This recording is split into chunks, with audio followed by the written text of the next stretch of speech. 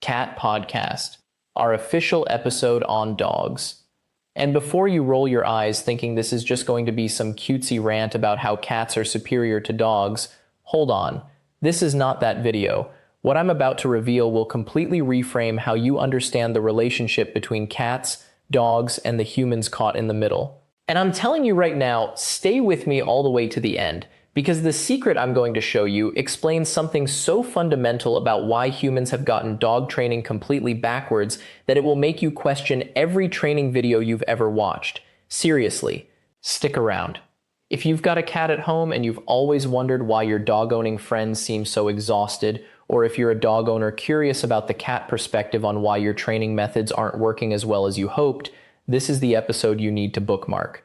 Drop a comment below right now. Tell me, do you have a dog, a cat, or both? And if you have both, what's the dynamic actually like? I'm genuinely fascinated by your real-world experience. Now, before I go deeper, I need you to pay attention to something crucial here. There's a complete guide in the description and pinned at the top of the comments that breaks down the entire psychological architecture of why cats and dogs approach obedience so differently. It's an in-depth ebook that goes way beyond what I can fit in this video. It covers the neuroscience, the evolutionary pathways, and the hidden signals that humans completely miss. That guide is available if you want to understand the deep mechanics behind everything I'm about to explain. So here's where most people get it fundamentally wrong. They see a dog immediately obey a command: sit, stay, come.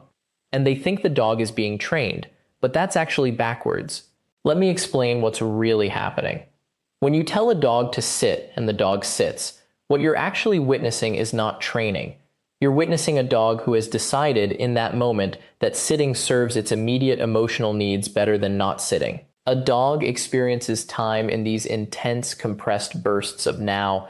Every moment feels urgent. Every command carries this immediate emotional weight. Your voice, your tone, the energy in the room. The dog absorbs all of that and responds not because it understands obedience, that's a human concept, but because responding creates connection. Responding creates the reward of your approval, your good boy, your smile. The dog doesn't obey. The dog pursues joy in real time. Now, cats, we operate on a different timeline entirely. We live in what I call temporal sovereignty. When you tell a cat to come here, a cat is literally conducting a real-time analysis. Where am I? What am I doing? Is this something that serves my interests? What are the consequences of moving versus staying? Is this human trustworthy? Have they earned the privilege of my immediate presence? And then, this is the key part, the cat decides. The cat actually decides, not in an emotional surge like a dog, in a measured, strategic way. And here's what's wild. The cat's decision is often no, and that no is not disobedience, it's not defiance, it's clarity. Wait, this part is crucial, and I need you to actually absorb this. The thing that makes humans think dogs are better trained is the exact same thing that makes dogs fundamentally less aware. Dogs are so available emotionally, so immediate in their response, that they never develop what I call agency resistance. A dog cannot tell you no because a dog is neurologically wired to default to yes. Yes to connection, yes to approval, yes to the next moment. Humans interpret this as obedience. I interpret it as a kind of permanent emotional dependency that we as cats find, to be honest, slightly concerning. The real revolution in understanding pet behavior comes when you flip the question entirely. Stop asking whether a dog or cat obeys better. Start asking, which animal actually owns the decision-making power in the relationship? And I can already tell you the answer from any room in any house. The cat does. But humans don't see it that way because they've been trained by their dogs to measure obedience as responsiveness. And that's the frame that breaks everything. Dogs trained humans to reward immediate compliance. Cats are teaching humans something completely different, but most people aren't listening. Here's the thing that changed everything for me. I was in a house once where there were 2 dogs and 1 cat. The dogs operated in this constant state of performance anxiety. Everything was about pleasing the human. Everything was about the next reward, the next praise, the next moment of approval. They were exhausted, frankly. And the cat? The cat had negotiated a completely different arrangement. The cat had certain non-negotiable times it wanted attention. The cat had certain spaces it absolutely would not allow the humans to enter. The cat made decisions about the human's schedule. And here's what fascinated me. The humans loved it. They actually loved that the cat set boundaries. They felt respected by the cat in a way they didn't feel respected by the dogs, who would do literally anything they asked, anytime, anywhere. That's when I realized dogs aren't better at training. Dogs are just more transparent about wanting approval. Cats are better at something far more sophisticated. We're better at maintaining psychological independence while accepting affection on our terms. It's not rebellion, it's autonomy. And humans, at least the interesting ones, actually respect that way more. The real episode, the real conversation, is not about which animal obeys better. It's about why humans have built this entire system of pet ownership around the idea that constant availability equals love. Dogs gave humans that equation. Cats refuse it. And that refusal is exactly where the truth lives. So here's where it gets interesting. Because once you understand that dogs and cats operate on completely different emotional currencies, you start noticing something dogs will never grasp: the concept of earned presence. A dog will sit with you because you exist and they cannot imagine a better use of their time. A cat will sit with you because in that exact moment, they have calculated that your proximity serves their interests. Which sounds cold, but it's actually the opposite. It's voting. Every single time a cat chooses you, they're making an active decision. They could be anywhere. The sunny spot on the kitchen tile, the dark corner behind the refrigerator, that exact 3-inch gap between the dresser and the wall that somehow feels like a 5-star resort. But instead, they chose your lap. That's not indifference masquerading as independence. That's genuine selection. Dogs experience affection like a perpetual state of emergency. The moment their human is visible, it's a crisis that can only be solved by immediate physical contact. Their entire being becomes about the reunion, the greeting, the validation that yes, you are here, you exist, and that fact is the greatest achievement of their day. A dog does not think, I wonder if my human still appreciates me. A dog thinks, my human exists, and this is the only thing that has ever mattered. We cats, meanwhile, are conducting something closer to a cost-benefit analysis. Your mood today, is it worth interrupting my grooming schedule? The temperature of your lap, does it align with my current thermal preferences? Your availability for the next 6 to 8 hours, will you be stationary enough to maintain optimal comfort? If all variables check out, then yes, we will grace you with our presence. And if they don't, well, there's always tomorrow. And we have a very long memory for when you've failed to meet expectations. This is why dogs are so easy to manipulate with training. They will literally do anything for the neurochemical reward of hearing you say, good boy. They will sit, lie down, fetch, roll over, play dead. They will reorganize their entire body and consciousness around the possibility that you might be pleased. Cats, on the other hand, we invented a system called I'll do it if I feel like it. And your opinion is noted, but not determinative. You can call a dog's name across a crowded room and watch them drop everything and sprint toward you like you've just announced they've won the lottery. Call a cat's name in the same situation, and the cat will register the sound, process it, file it away as information, and then continue whatever they were doing because obviously they have priorities that aren't negotiable. But here's what humans consistently miss. A dog's obedience is not loyalty. It's desperation. It's the emotional equivalent of a creature that genuinely cannot imagine an internal life independent of your attention. Dogs don't obey because they respect you. They obey because they cannot conceive of a world where your approval doesn't matter more than oxygen. A cat's selective compliance, when we choose to comply, is actually rooted in something more complex. We obey when the cost of not obeying exceeds the cost of obedience. If there's a treat involved and I'm hungry, I'll come. If I'm not hungry but I'm curious about what you want, I'll show up on my own timeline. If I'm in a state where your presence seems strategically valuable, I'll relocate to wherever you are and position myself in a spot that looks accidental but is actually perfectly calculated. Wait, before we continue deeper into this, I need you to really sit with something crucial here. The patterns that separate cat psychology from dog psychology aren't just behavioral quirks you can observe and forget. They're foundational differences in how each species understands connection, hierarchy, and what affection actually means. If you want to understand the complete architecture behind why cats behave the way they do, the actual mechanisms, the psychology, the patterns that unlock everything, that's exactly what our complete guide covers in depth. You'll find it in the description and pinned in the comments. It's the map to understanding not just what your cat does, but why they're doing it and what it reveals about their actual emotional intelligence compared to dogs. Here's the thing no one wants to say out loud.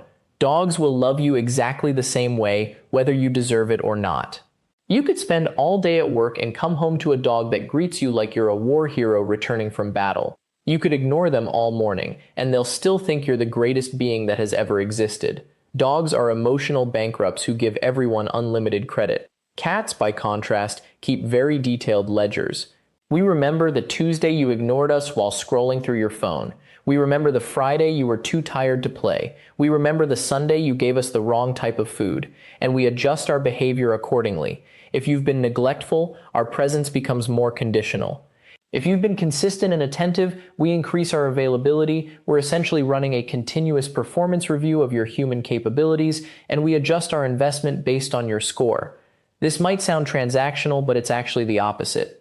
Transactional implies a negotiation between equals who are trying to exploit each other. What cats and humans have is more like a complex partnership where one party, us, maintains just enough independence to make the arrangement meaningful. A dog cannot leave. They're too dependent. Their neurology has been rewired by domestication to interpret separation as existential threat. A cat can leave, literally walk out the door and survive perfectly fine. We choose not to, most days, which means every single moment we spend with you is technically optional, and optional affection is the only kind that actually means something. The dogs in this conversation told you about coming to the foot of the bed, being thrilled about it, understanding that this was a privilege they were granted, and they were grateful. They were so grateful for the possibility of existing in the same room while their humans slept. A cat approaches the bed differently. We don't ask permission. We evaluate the situation. Temperature, comfort, human's current sleeping position, likelihood of disturbance if we adjust ourselves, and then we install ourselves wherever makes optimal sense. Sometimes that's the foot. Sometimes that's the pillow. Sometimes that's directly on the human's chest, which is actually the highest form of feline compliment, because we're literally trusting you not to crush us while we're in a completely vulnerable state. When a dog sleeps at the foot of the bed, they're occupying the space they've been allocated. When a cat sleeps on the pillow, they're deciding that this particular human's comfort is slightly less important than optimal head support, and somehow that brutal honesty is actually more intimate than a dog's desperate gratitude ever could be. Dogs want you to need them as much as they need you. They're trying to create symmetry in desperation. Cats understand something more sophisticated. They understand that healthy relationships require asymmetry. You will always need your cat more than your cat strictly needs you. Your cat survives fine without you. Your cat thrives with you, under the right conditions, but doesn't become non-functional if you're unavailable. That imbalance is what keeps things honest. It's what prevents the relationship from becoming codependency dressed up as love. A dog will rearrange their entire internal landscape to match whatever your emotional state happens to be. Dogs absorb human stress like emotional sponges. You come home upset, and a dog will mirror that distress, trying to problem solve their way to your happiness. A cat will notice you're upset, will assess whether your emotional disturbance affects their immediate environment, and will either offer companionship on the calculation that their presence might help, or will give you space because you clearly need to work through something independently. Cats respect the concept of psychological boundaries in ways dogs can't even conceive of. So here's the thing. This entire conversation about dogs versus cats, about who loves harder or better or more authentically, it's been built on a misunderstanding so fundamental that it explains almost everything you've ever wondered about why your cat acts the way they do. Remember at the beginning when I promised you'd understand something about cat behavior that most humans completely miss? This is it. This is the secret I promised you at the beginning, and it changes everything about how you see your cat from this moment forward. Dogs are performing love. Cats are demonstrating it. That difference is not subtle. When your dog loses his mind because you walk to the mailbox and back, he's not actually responding to the magnitude of time that passed. He's responding to an ancient agreement between his species and yours that says, I will make you feel irreplaceable. Your dog inherited that contract. He signed it in blood about 1,000 generations ago, and he takes it seriously. But your cat inherited something else entirely. Your cat inherited the option to leave. And every single day, in ways you've probably never properly recognized, your cat chooses to stay. That is the actual story. Think about the difference between being chosen and being obligated. Your dog would follow you into traffic because his brain is wired to believe that wherever you are is automatically the correct location. Your dog doesn't think about alternatives. Your cat thinks about alternatives constantly. Your cat evaluates your home, your habits, your presence against every other option available to a creature with a functioning nervous system. And then your cat decides, repeatedly, that you're worth staying for. Do you understand what that means? Your cat is choosing you on a daily basis. Not because of ancient breeding preferences or neurological hardwiring, but because something about existing in your presence is, in their estimation, worth doing instead of literally anything else they could be doing. When your cat sits on your lap, they're not performing loyalty, they're completing a calculation. They've determined that proximity to you is preferable to isolation. They've assessed their options and concluded that right now, in this moment, you are the optimal choice. That's not something a dog does. Your dog doesn't calculate. Your dog simply obeys an evolutionary contract that was signed before either of you were born. But your cat? Your cat is operating on free will. Your cat is genuinely, truly choosing this. And humans spend years wondering why their cats don't act more like dogs, never realizing that the absence of performance is the entire point. The quiet demonstration is the whole message. Your cat loves you exactly as much as their behavior suggests, which is more than most humans ever realize because they're too busy waiting for the loud announcement. Here's what you should do today, right now, this week. Change how you measure love in your home. Stop waiting for your dog's response and start noticing your cat's presence. Notice when your cat positions themselves in the same room as you. Notice when they choose proximity without demanding attention. Notice the small decisions, the calculated placements, the moments when your cat could be anywhere else and instead chooses to exist near you. Those moments are not accidents. They are not byproducts of hunger or boredom. They are deliberate demonstrations of preference. Your cat is telling you something, and it's time you actually listened. The reason cats seem mysterious is because they operate on a frequency that humans don't naturally understand. Dogs broadcast constantly. Cats maintain a quiet frequency that requires actual attention to detect. But once you understand that distinction, once you realize that your cat is not performing loyalty but rather choosing it, everything shifts. Your cat is not the cold, distant creature you thought they were. Your cat is the most honest lover in your home because their affection is voluntary, recalculated daily, and never guaranteed. And the fact that they keep choosing you anyway, that is the deepest form of love any animal can offer. That is everything. Thank you so much for staying with us through this entire episode. If this changed how you see your cat, please hit that subscribe button and leave a comment letting us know which of your cat's quiet choices have you finally started noticing. We read every single one, and honestly, those conversations are where the real magic happens. Activate that notification bell right now so you never miss when we drop our next episode. The cat world is watching, and we can't wait to decode the next behavior you've been getting wrong. Thanks again, and we'll see you next time.